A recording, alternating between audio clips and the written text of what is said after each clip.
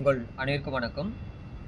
நம்முடைய முன்னோர்கள் காட்டிய இந்த ஆதி முத்திரை எப்படி செய்யலான்றதை நம்ம பார்க்க போகிறோம். பொதுவாக ஆதி முத்திரை செய்யும் பொழுது மனசாந்தம், அதே போல் சுவாச சம்பந்தமான பாதிப்புகள் அனைத்தும் சீராகும்.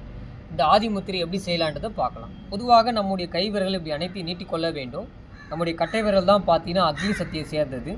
அக்னி சக்தி இப்படி உள்ளே வைத்துக்கொண்டு மற்ற 4 பஞ்சபூதங்களான காற்று, ஆகாயம், நிலம், நீர் சொல்லக்கூடிய அந்த 4 பஞ்சபூதத்தையும் இந்த நெருப்பு சொல்லக்கூடிய பஞ்சபூதத்து மேலே இப்படி வைத்துக்கொண்டு ஒரு அமைதியான முறையில் ஒரு இடத்துல இப்படி உட்கார்ந்து நீங்கள் தியானம் செஞ்சுனே நம்முடைய இந்த முத்திரை மேலே நீங்கள் கவனம் செலுத்தி கொண்டு தியானம் செஞ்சீங்கன்னா நம்முடைய மனசு பார்த்தீங்கன்னா மனசாந்தம் வர ஆரம்பிக்கும்.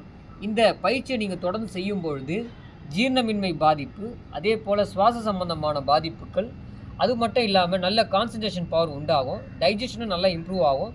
இந்த ஆதி முத்திரை செய்வதால் பார்த்தீங்கன்னா சுவாச பாதிப்புகள் அனைத்தும் சீராகும்.